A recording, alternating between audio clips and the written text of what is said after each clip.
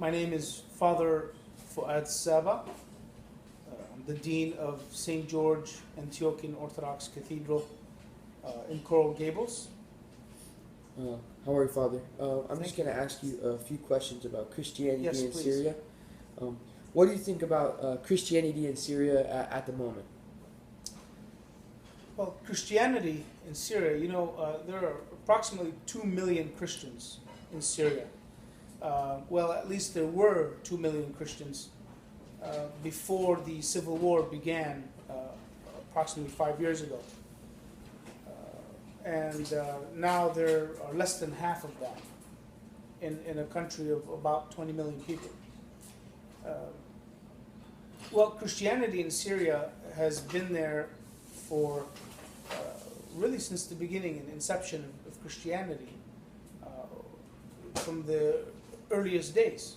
In Antioch, for example, is the place where they first called the followers of Christ. They called them Christians. It says that clearly in the book of Acts. But now Christianity in Syria is under attack. There are obviously many factors as to why that's the case. Terrorists being one, of course, but there are many factors, including from within Christianity and from within the different Christian groups. Our monasteries are under attack. The churches are under attack. Christians are fleeing all over the place. So really, it's not as promising as it once was um, over 5 years ago. Father, where do you see Christianity in Syria headed?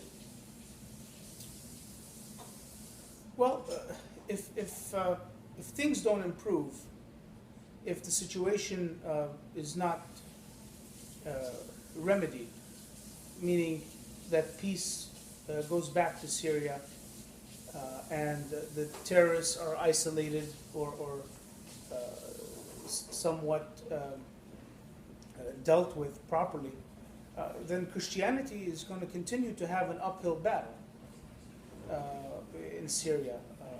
But our patriarch, for example, our pope, let's say, our patriarch lives in Damascus, right in the capital, and he's refusing to leave.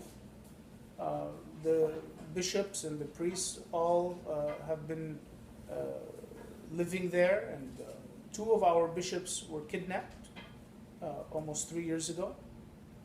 One of them is actually the brother of our patriarch.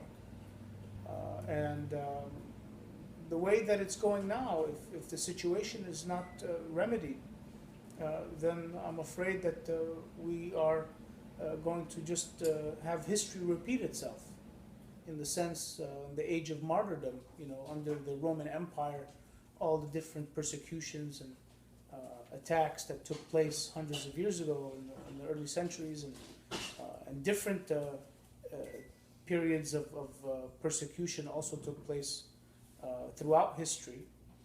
I feel that history will repeat itself. Last question. What is your opinion on the Christian Syrian refugees, and what are some ways do you think that we could help them and stop that? Well, this is a sensitive topic. However, it's a simple topic in the sense that they are refugees. In other words, if the war didn't take place, these people would not have left their home. Why would they leave their home? There's no sense. It does not make sense. And the media and government officials and others have tried to spin this whole new narrative about it. But you're not a young adult, and you can figure it out for yourself that these people are living in one of the most beautiful countries in the world. Damascus is the oldest capital in the world. It's much older than all the capitals in the West combined. And they did not want to leave their home. They were forced to leave. In fact, some of them were forced to leave or die. And we are trying to help through our church and other agencies and so on, and institutions, to assist the refugees wherever they are. Some have come to America. Actually, the majority has gone now to Europe, and many have gone to neighboring countries like Jordan. I think Jordan received the most out of all the countries, if I'm not mistaken. Lebanon, Turkey, and other places. But yes, the refugees do need help. The refugees want to return. So the quicker that we can get peace back to Syria and let Syria deal with Syria properly, like any other sovereign nation, then I think the refugees will make it back to their homes, the place where they never wanted to leave from.